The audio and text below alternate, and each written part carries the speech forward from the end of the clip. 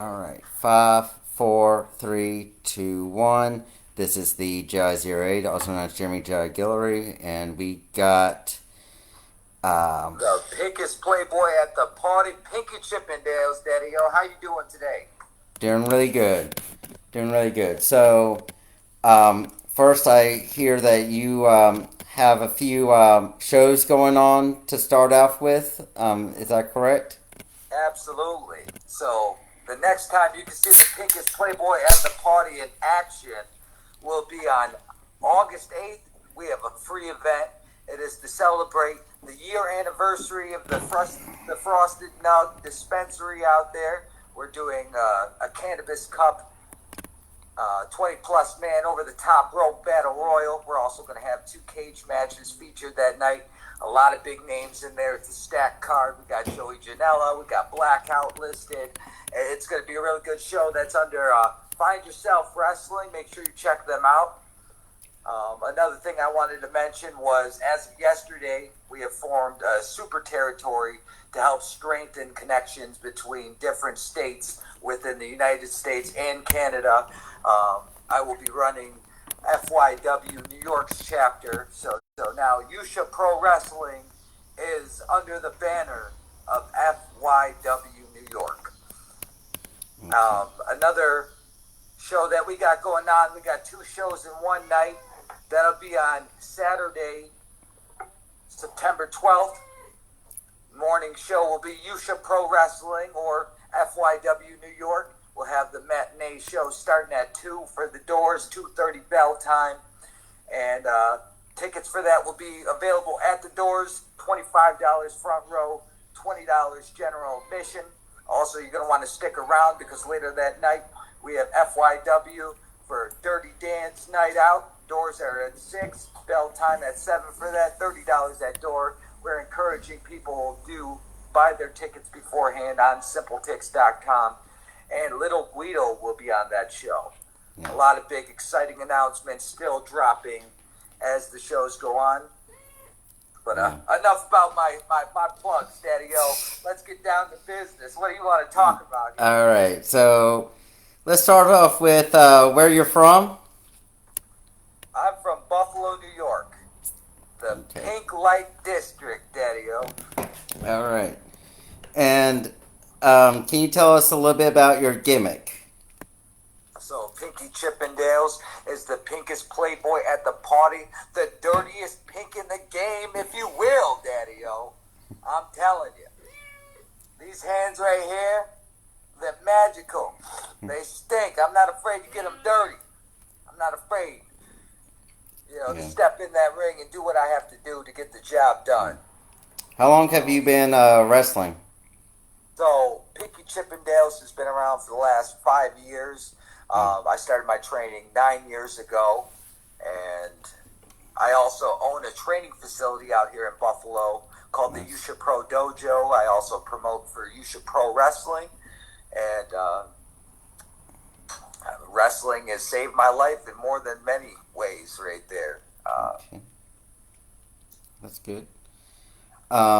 Has any of you said that you run your own training program?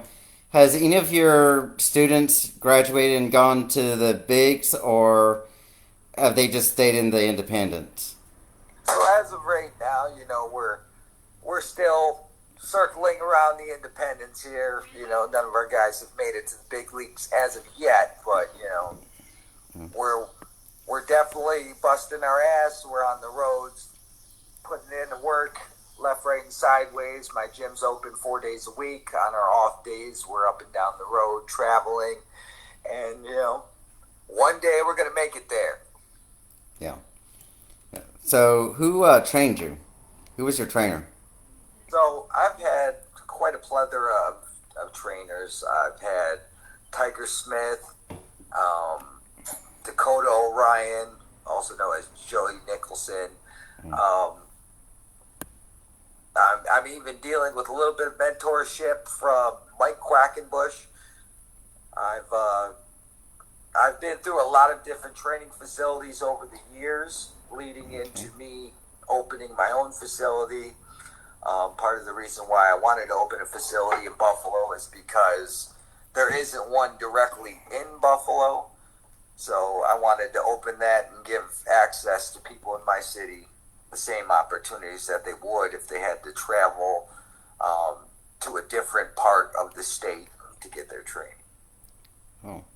With as big Or at least as the outskirts. yeah, with as big as Buffalo is, you would think that there would be training programs within that area. So on the outskirts, we have them. Yeah. Not in the actual city limits. We are the only facility within the city limits of Buffalo. There are other training facilities out there on the outskirts of Buffalo, but I wanted to give some, give a piece of that back to my community itself. Yeah. Um, what got you into wrestling? I can tell you the same thing that everybody will tell you here that oh, I've been a fan my whole life. Of course, we all have. But Yeah. what really drove me into seeing if I could do it professionally was I had an accident and it cost me the sight in my right eye. And when I reached that point, like it was one of the lowest points in my life, I started wondering if I could. I started getting a lot of those, would I even be able to if I wanted to at this point? And, curiosity struck and I went looking for training, got familiar with the local scene a little bit over here and started training about 9 years ago now. Yeah. So, according to your Facebook profile, I see that you're also a referee I sometimes. was You at one was? point. I no longer referee unless it's called for. But yes, I did start my career. The first couple years of my career, I was a referee traveling across the country. Okay. Is there a big difference between being a wrestling referee versus a wrestler? Oh, absolutely. But both roles are just as important. Um, I love them both. They're a different feel in that ring, of course, because nothing beats stepping out there and performing and doing what you love to do and what you've trained hard to be able to do and get the opportunity to do. But I enjoyed refereeing as well. Mm. It was a It, good part of my career. is it true that referees also go through the same training the pro wrestler does? For the most part, yes. That's how I actually started out as a referee. A lot of times when you are training to get your foot in the door, to get your face seen, to make those connections, you'll want to go out there and be a referee. Maybe you haven't been given the opportunity to be a wrestler yet, but if you are given the opportunity to referee, I would advise everyone never turn down that opportunity. Yeah. Yeah. So, how many championships have you won? I've, I've only held one championship title. It was the Nickel City Wrestling Compound Championship. Um, Okay. I was actually in the ranks to have an opportunity to win it for a second time, or at least compete to win it for a second time. And I got into a severe car accident that almost cost me my life. So, in between my period of that chapter of my professional wrestling career and now, I was put on the shelf and I was told basically that I would never step foot in the ring again. I've been blessed to have been able to open my facility and get in that ring and even advance my career past what it was before the accident. Um, but yeah, it's truly a blessing and an honor to be able to even have this conversation with you right now because um, I really felt when when the accident happened, you know, sometimes you really feel that everything goes on without you. And it's a bitter feeling. It's a hard one to dig yourself out of and to drive yourself to get back to where you were and to excel past that point. Um, Sometimes it's truly an honor and a blessing. What do you normally do outside of wrestling? Um, So outside of wrestling, I'm also a father. I have 3 kids. I'm an old man. My daughter is a teenager. I just had the opportunity today to hang out with her, but you know how that goes. yeah, Kids, when they get to a certain age, they don't want to hang out with their old man anymore. But, yeah. actually, that I don't mean to circle back to your question of what brought me to be a wrestler, but that's another big factor of why I became a professional wrestler. I just wanted to be someone that my children could look up to, and like the way that I looked up to professional wrestlers when I was a kid. Who was your favorite wrestler growing up?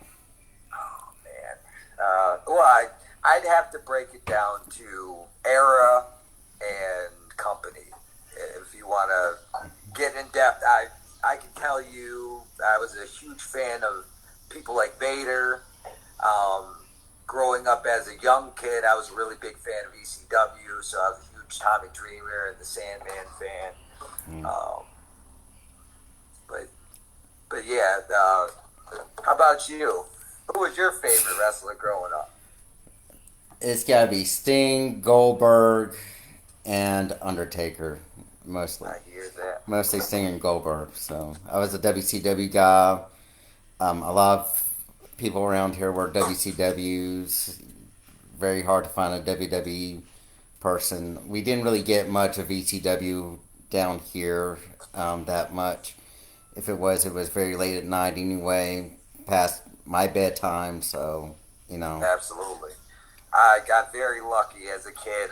My father was a very adamant tape trader, and somehow linked in that connect to get those late night um, episodes of ECW TV tapings, and yeah. then finally reached out to Feinstein and got that connect in there. But man, I remember being a kid those days, and mentioning ECW to people, and nobody knew what the hell it was. Yeah. And it's wild to see how now it's just iconic and looked at. Yeah. Who were some big name wrestlers that you've worked with? Um, I had the pleasure of tag teaming with the franchise Shane Douglas, and that's probably a very pinnacle point in my career. I've worked a lot of shows with some big names, but to actually get in there and work with, other than just training with, because I've seminars and getting in there and working a match with. I would say probably the biggest name would be the franchise Shane Douglas and being able to tag team with him. That's good. Um, have there been any shows that you've main evented so far in your career? Absolutely, I've main evented a few times. Um, that match in particular that I just mentioned, tag teaming with the franchise, that was a big main event match. It Yeah. was for High Ground Pro Wrestling in Mayfield, Pennsylvania, or I think it was Mayfield. Yes. What was your reaction when they told you that you're teaming up with Shane Douglas for that match? Oh, I was so excited. Uh, Yeah. Shane Douglas was another one of my heroes growing up, and Mm. to have that opportunity, it was definitely an opportunity of a lifetime right there. Even though I got the dog shit kicked out of me the whole match, but it was still worth it. Yeah. Yeah. Did, Wrestling. yeah. Did he have any words of encouragement for you or anything when you went backstage? Um, the thing I remember most about that match was uh, he told me to get in the ring, and right before he tagged out to me, he gave me the this long list of shit to go in the ring and do. And I went to get that ring because I thought, as a rookie, I thought that, that this was worked out between them or some shit. They were plotting it or whatever. I get to that ring and I go to get this guy in a fucking, just a simple, take the arm, and he just leveled me, like fucking dropped me like a sack of shit. I apologize if we're not allowed to swear on this, but It's all right. I'll try to keep it to a very bare minimum. But Yeah. that match still excites me to this day. Yeah. What would you say would be the biggest match that you've refereed when you started? Oh, the biggest match that I've refereed. I got to referee a title match with Moose when he was the TNA champion. I believe it was Impact at the time. Hmm.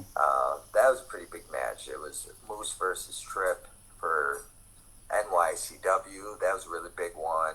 Yeah. I've got to referee a few really big matches with some big names. Hmm. The Bushwhacker Luke was in a few matches that I've refereed. I accidentally punched Robert Gibson in the face.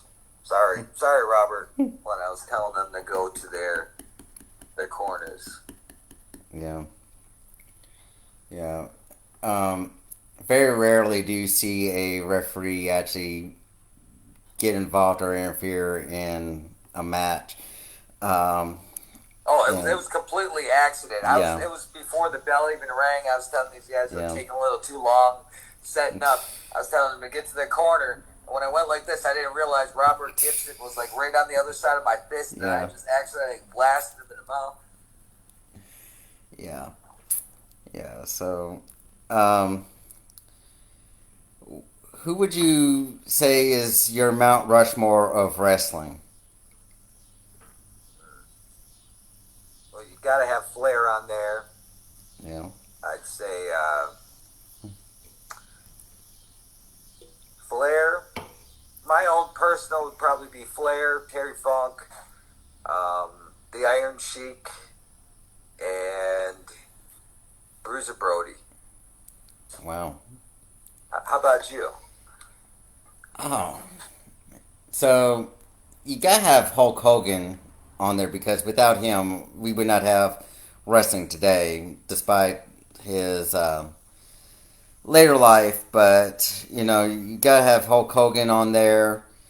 Um, you gotta have Sting, Ric Flair, and probably um, probably right now Triple H. I would say Vince McMahon, but you just gotta go with Triple H with everything that he's done in his career. I hear that. Yeah. Um, so, did you ever attend any wrestling events growing up or right before going into wrestling? Oh, I was lucky to attend a lot of different events. I started going to wrestling shows when I was 4 years old.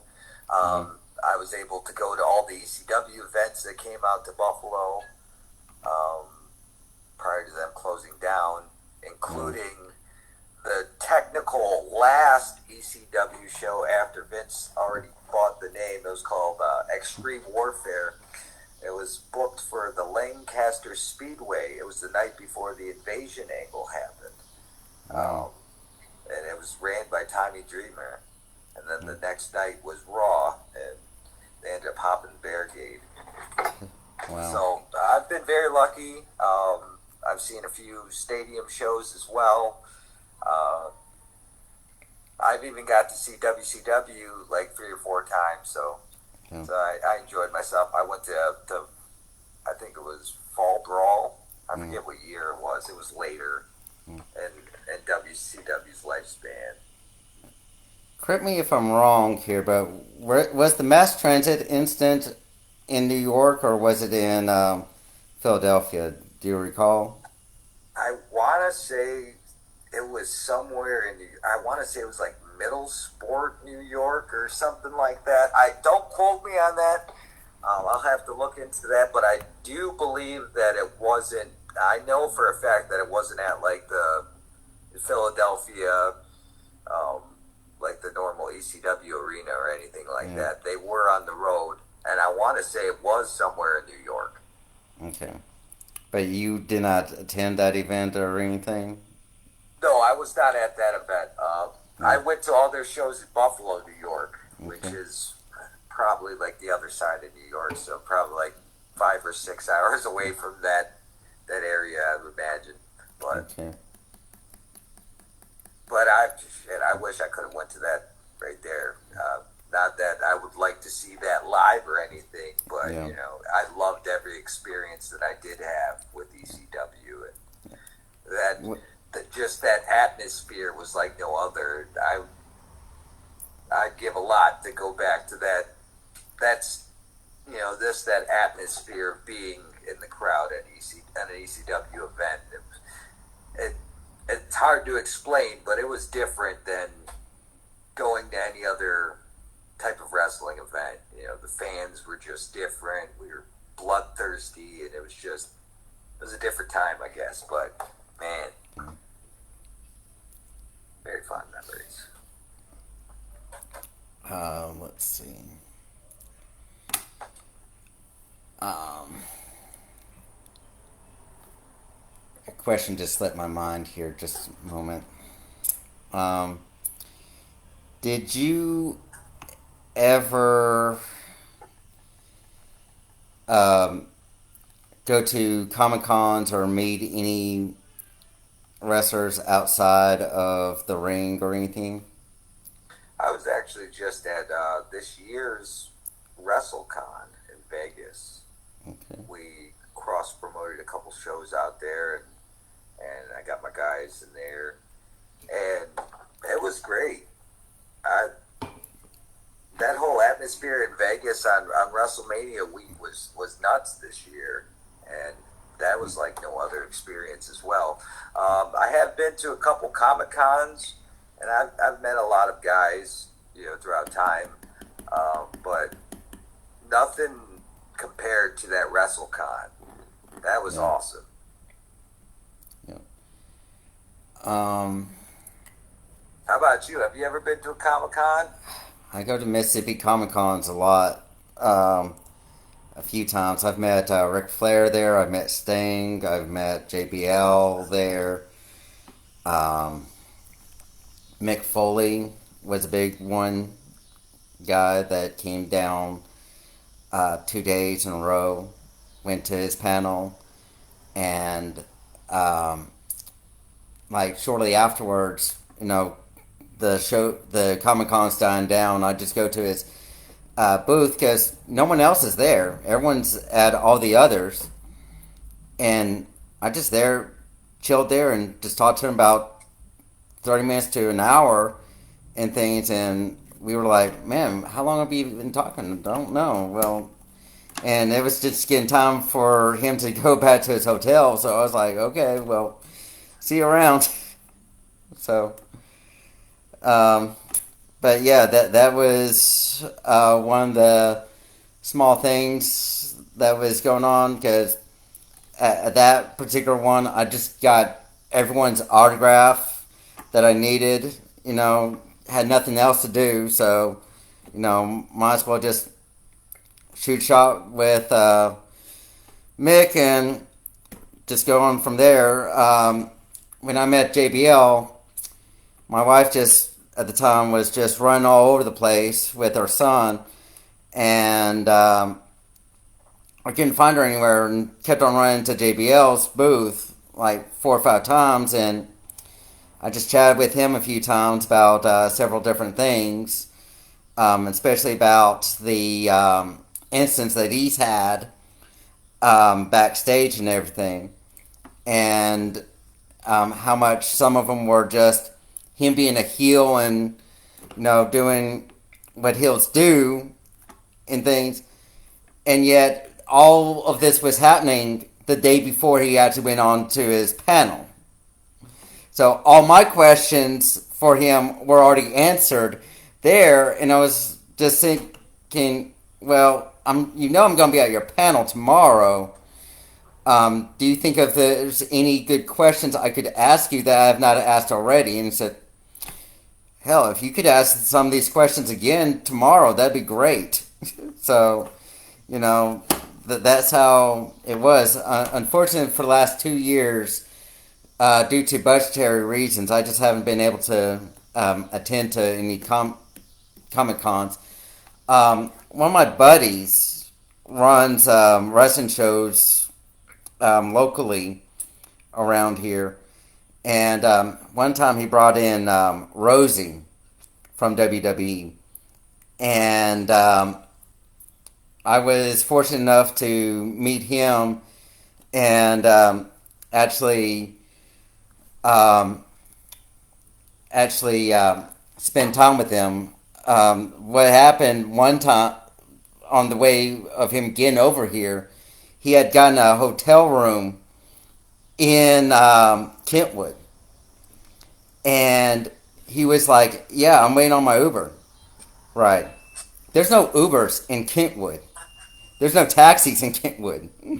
So we're just sitting there like, why did you get a hotel room in Kentwood when you're going to be in Macomb? That was one of our first questions. And my buddy just comes up to me and says, "Hey, can you go over here and pick him up?" I was like, "Yeah, sure." And I go over there and I get him. And of course, he's in his costume and things without his mask on yet, just to keep things less suspicious or so that he doesn't stand out among everyone.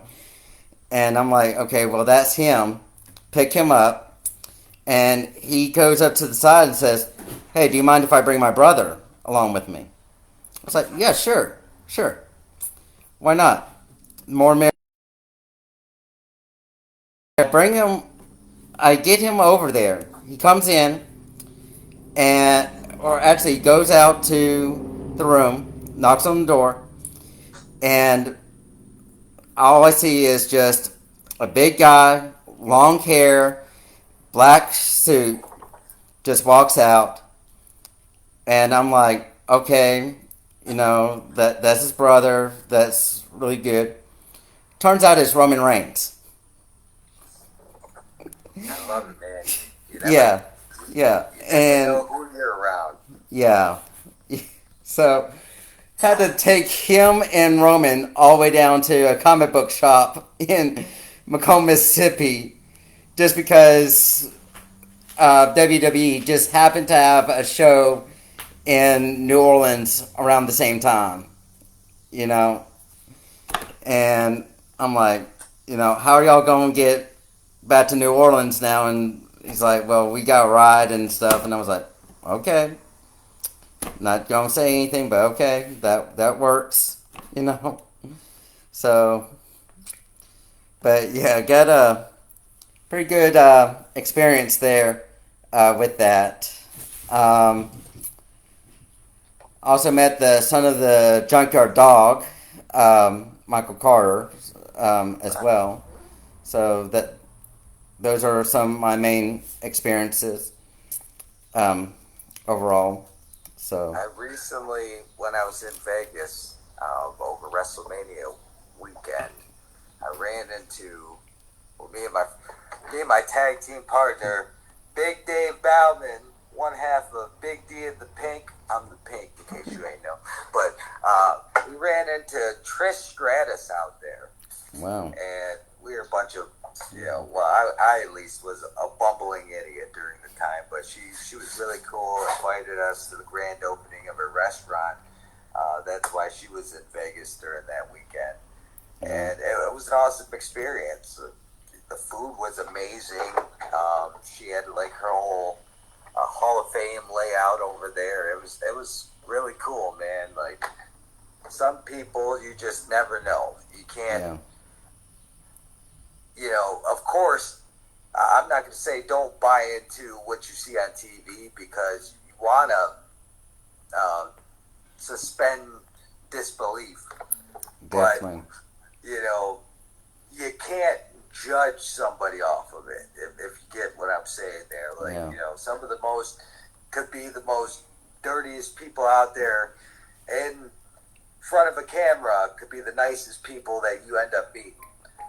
Um, I I've definitely been know how very that fortunate is. to meet a lot of cool people in this business. You know. Yeah. I think the most challenging part of being a wrestler, uh, as much as it is to be a heel, most of the time you have to be a heel in character and in on screen. But when you're out there outside of wrestling, some people would see you as the heel, and yet you have to balance out between your actual person and the heel character that you're in.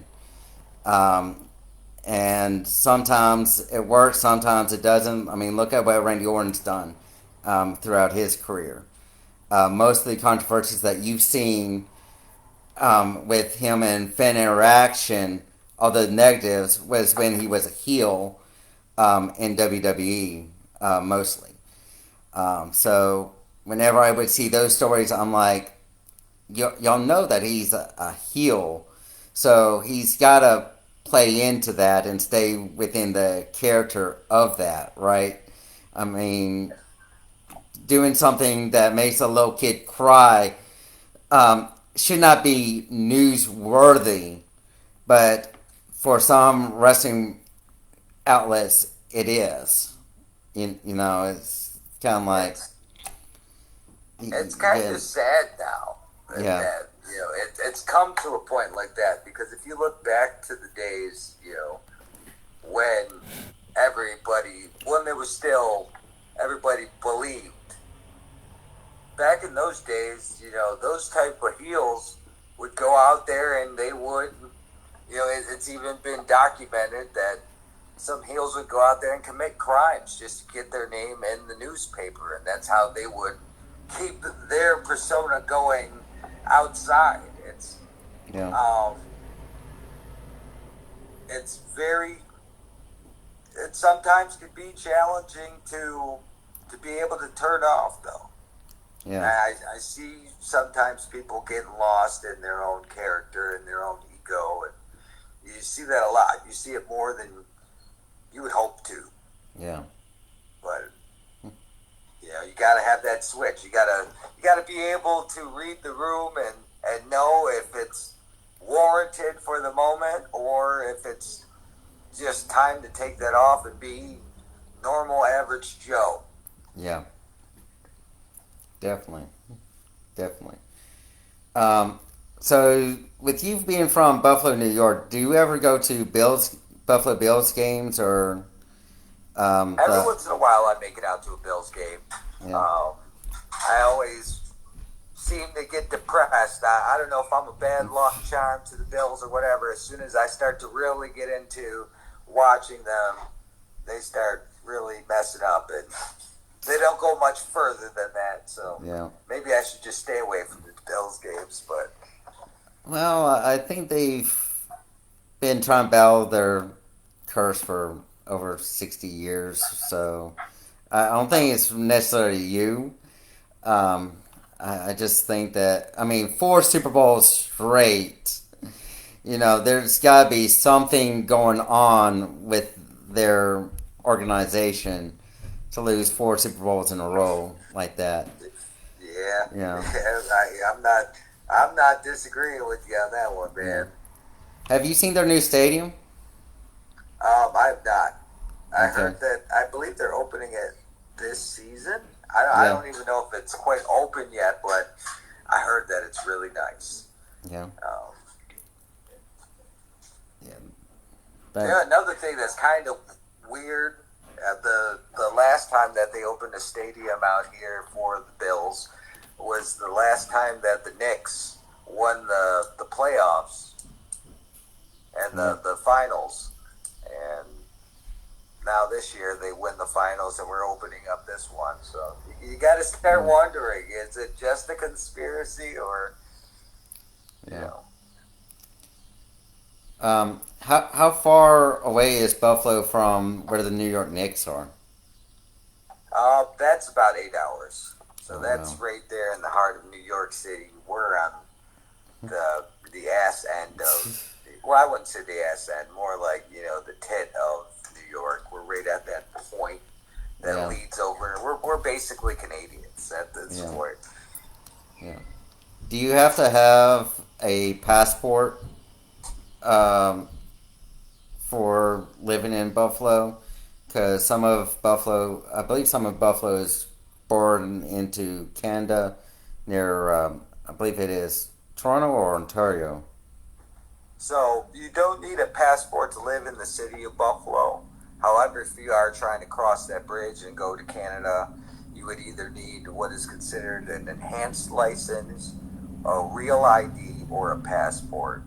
Um, so you would need more of an advanced license to get across that bridge. But to live in the actual city of Buffalo, you can live right around the block from the Peace Bridge. I'm not too far from the Peace Bridge myself. Yeah. Probably about like a 5 to 10 minute walk.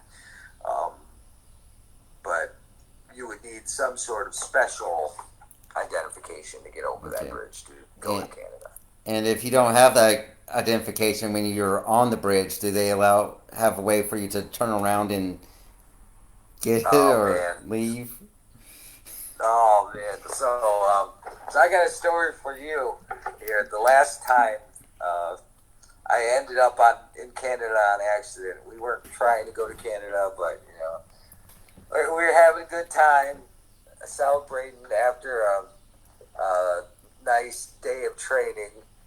And we light one up going down the road.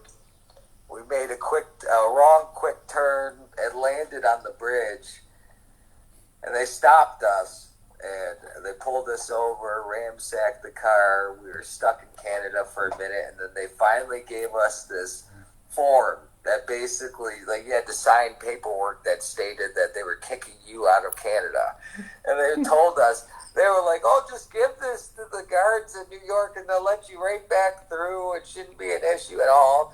Mind you, they already searched us and ransacked the car. No.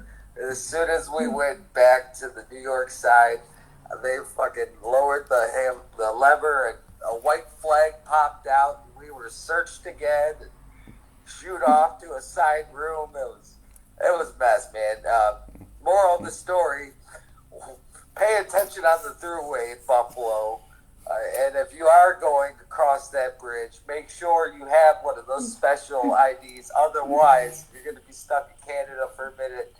And don't listen to them when they tell you that you could just give the New York side a piece of paper saying that you were kicked out of Canada. No, they take that very serious still. They were Yeah. assholes, man. Yeah. Yeah.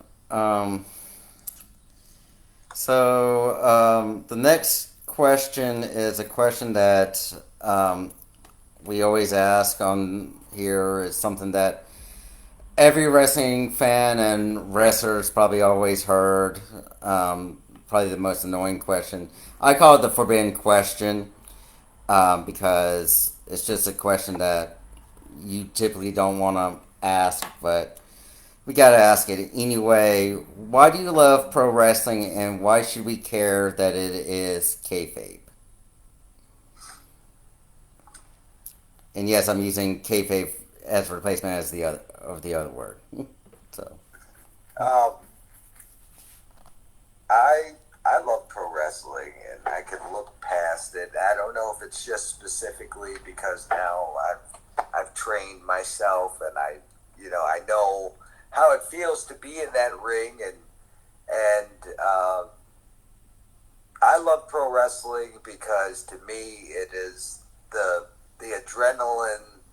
It is that there's no other feeling like stepping in that ring and and doing it. There's Yeah. no other feeling like getting there and having your body go through stuff that it should not be able to do.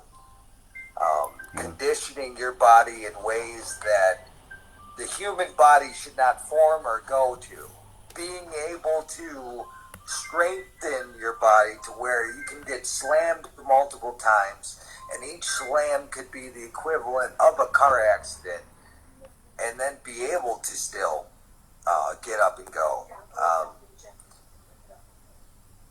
It's something that I don't know, I can't answer you exactly what makes me love this sport, but it's something that I can tell you that I've loved for so long that it's a part of me. It's something that no matter what the odds were against me, where they said that I would never step in a ring again, through blessing, through the Lord. And I don't want to be all religious here or anything, but through miracles, I was able to get back in there, and I don't think I would have been able to even withstand the impact of my car accident without the training of wrestling.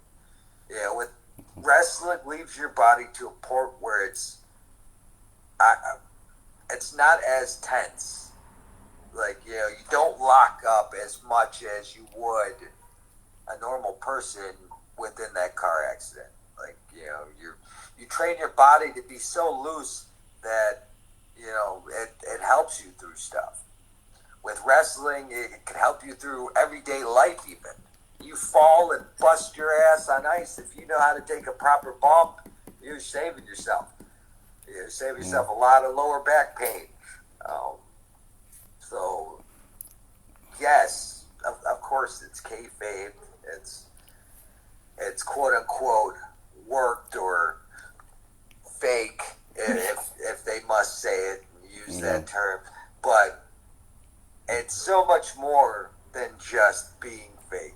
And I Yeah. feel like, and I see it all the time because during some of my free time, I'm also a bud tender, and we host wrestling, you know, um, watch along events at our consumption lounge. And I see it all the time where somebody will come in and they've never watched wrestling before in their life, and they're over there critiquing right there, and they're like, "Oh, it's so fake." But wrestling has that power to still draw you in. Yeah. It's beyond that point of, "Oh, it's fake. Why should I watch it?" It's because no matter what, if you watch it, it's gonna bring you past that point and Yeah. into disbelief. I see it all the time. I'll be sitting there, I'll watch Raw. I got a lot of people coming in and out of that facility that isn't wrestling fans, and they're just coming there to partake and the lounge perks of the lounge, anyways. But Yeah. I'll sit there and I'll watch them, and they'll be like, "Oh, that looks so fake right there. Why would anybody want to see that guy right there do that?" But then you see them slowly get into it, and they're just Yeah. like, "Oh, well, damn!" Like I feel if you don't, not only as a wrestler but as a wrestling fan, if you don't get mad when somebody tells you it's fake, Yeah. and you just sit there and you keep that wrestling show on, and you force them to sit there and watch it, and you react normally to it. Like I don't know if you're somebody that would mark out over something big happening, but there's still moments like, damn, he caught him good with that one. Like Yeah. I catch myself still to this day doing it when I see something good out there. It's moments like that if you completely just let them say what they want to say and continue to watch it in front of them, they're going to get into it too. It's just natural. Yeah. Eventually, it's something that they have to get past themselves, though. Yeah. I feel the majority of people there that will throw in your face, "Oh, well, why do you even watch that? It's fake," are the people that have never sat there and even took the time to give it a chance. Yeah. Most of the guys around here would say, "Oh well, it's fake. It's this, that, and then they turn around and watch shows like The Avengers or soap opera or something like that.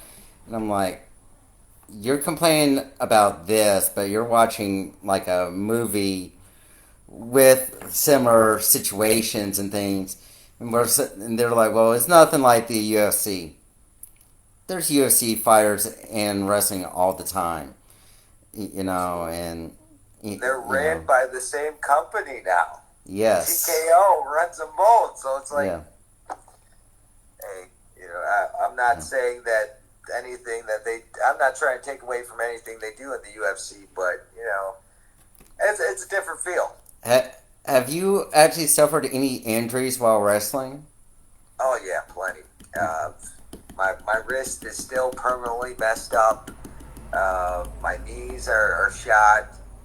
Um, Coming back after the car accident, I have herniated discs in my neck and my Yeah, spine.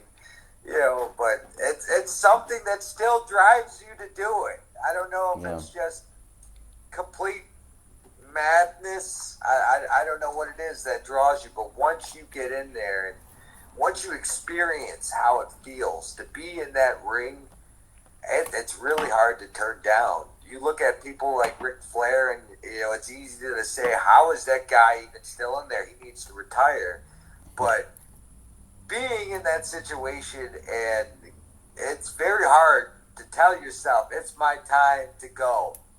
yeah, You know, it's one of the things you can tell yourself constantly, but it drags yeah. you back in. Yeah.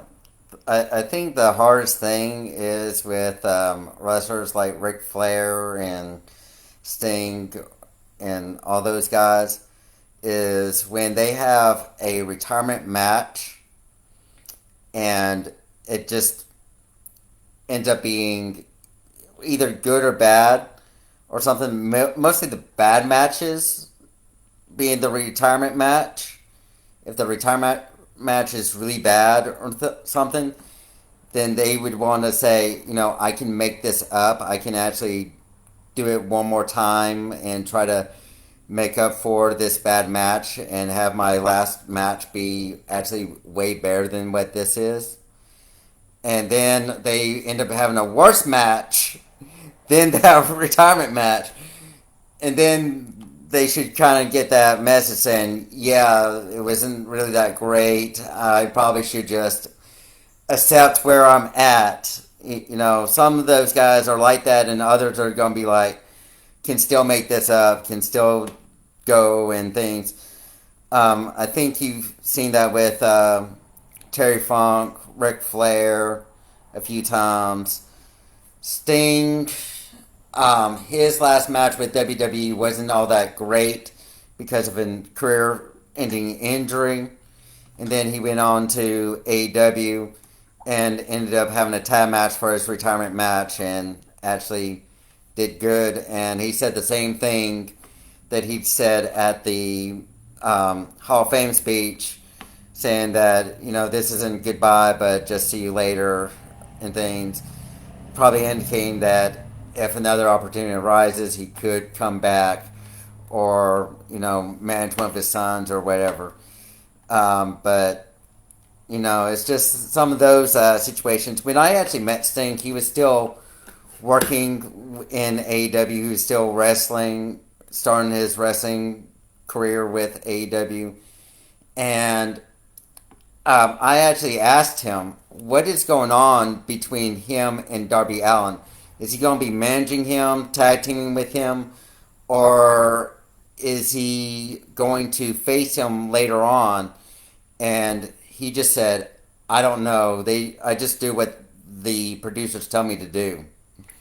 You know, so it's not up to him as to what he does with his own career. It's up to the producers and what they want him to do. And at that time, he was like, and he was asked like about 3, 4 times beforehand, and he was like, he he didn't even know what Darby Allen, him and Darby Allen was doing. And I asked him, well, does Darby Allen even know what you and him are doing? And he says, no, no, neither of us do. you know, and of course it actually evolved into them being a tag team and going for the tag team championships. And of course they win the tag team championships the day that he retired. And I was just thinking, well, that's good and everything, but what are you going to do with the tag team championships if one half is retired? That's Exactly. What sense does it make? yeah, yeah. I You know, mean, and he already told you too that he doesn't basically have the control to yeah, to decide what's happened or even knows what happened. And so it got probably sprung on him last minute. He was like, "Well, wait a minute, I'm retiring." Maybe it was even squeezed at him as a way to try and keep him there, and he was like, "Man, no." no, no, But yeah, I heard Flair is coming back after his last retirement match, and he's doing something with Carlos Colon in Puerto Rico.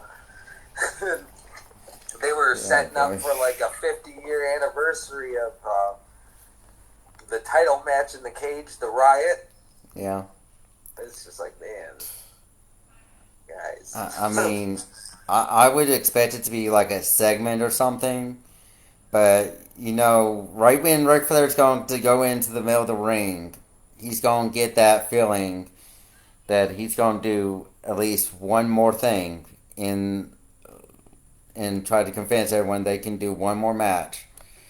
And all I'm going to say to him is that, Rick, I've met you about 2 or 3 times already. Please don't. Please don't. Just stay retired. It's very respectful for the fans to see you back and do something in the ring, but don't, Hey, man. you, At you the end of know, the day, bless him for uh, being able to do it. yeah, yeah. I We give him love I give him you. credit Yeah, we for it love you and because everything, but please just don't. Just stay retired. Do segments and things, but don't have an actual match because it's just going to get just as worse as your last match. Unfortunately, the last match, his retirement match, did not have that many good reviews. I tried to watch it. It wasn't. It was more his son-in-law at that time than it was for him. He was in there just to do the figure four leg lock. I mean, it's just just stay stay retired for right now. You know, Terry Funk. He, Terry Funk had like what 10 retirement matches, and he was still going on all the way up till he died. You rest in know, peace. yes, Rest in peace, Terry. I feel terrible too because I ended up giving my retirement speech because the car accident, instead of having that title match, having the opportunity to win, or at least compete to fight for a second chance at that belt. Instead, I had to give a retirement speech, and that retirement speech was followed up by a 10-bell salute. And I felt terrible about it because, as soon as I found out that I was going to have to give a retirement speech, I started, playing the Desperado theme in the background as yeah, I'm, making the announcement of my speech. And the next day he passed away, and I was like, wow, yeah, that's terrible, man. yeah, My hero, rest in peace, Terry. yeah, yeah. I remember one retirement match that happened at a local show. It was a hometown hero kind of guy.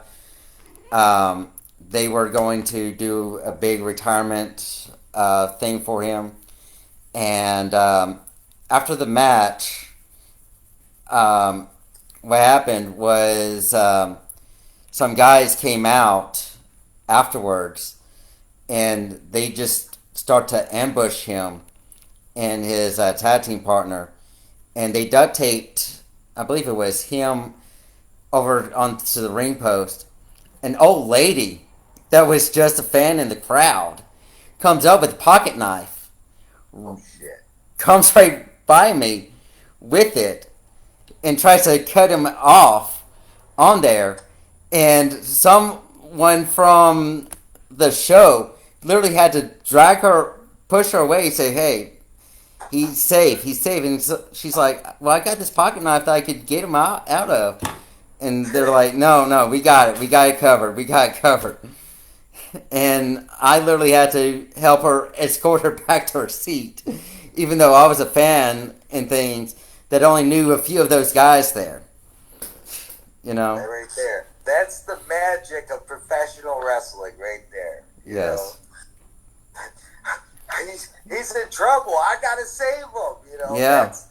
that right there is the power of wrestling, and Yeah. that's why, you know, Yeah. even though it's kayfabe, Yeah. we should watch it Yeah. because that right there, you just explained it perfectly. Just in that scenario, um, you know that's a real fan right there, and it's you're seeing less and less of them these days.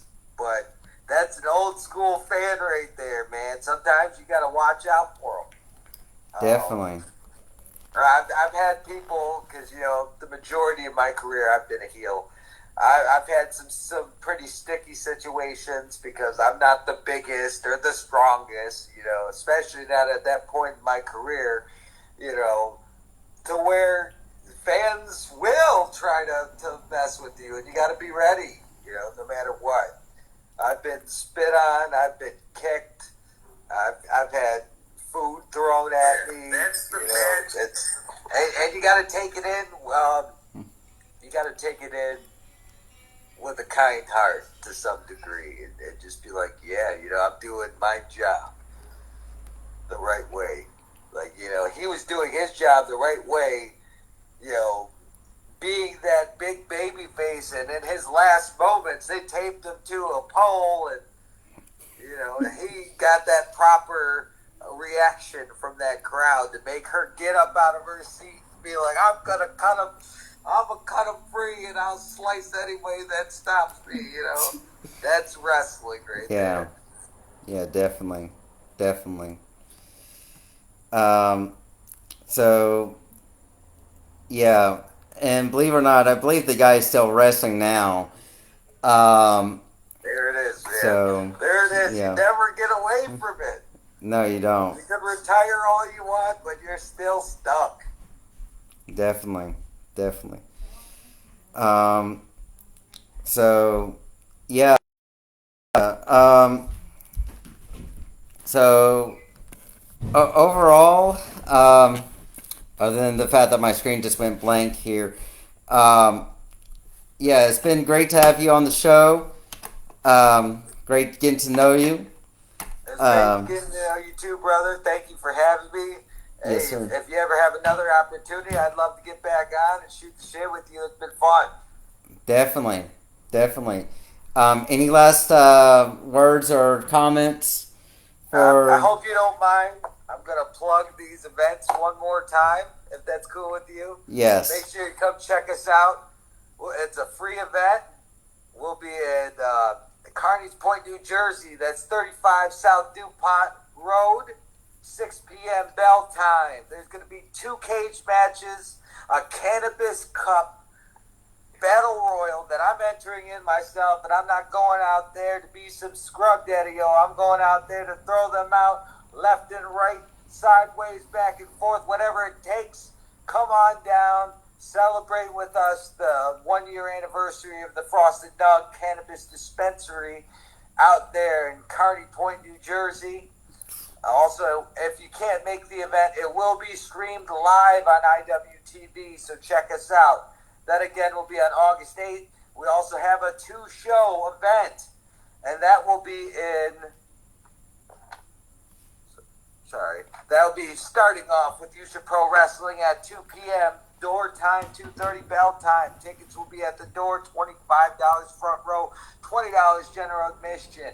That'll be for Yusha Pro Wrestling, also known as FYWNY. Find yourself wrestling. Sorry, I'm a little out there. Find yourself wrestling in New York for the Huntingdon County Takeover. And stick around at that event because Dirty Dan's Night Out begins at 6 p.m. That's $30 at the door. Pick up your tickets now for a cheaper price on simpletix.com. And we're going to have Little Guido on that event. More to come in the later time leading up to this event. Thank you again for having me on. Again, it's the biggest playboy at the party, Pinky Chippendales. Woo, Daddy-O, now that stinks. Yeah.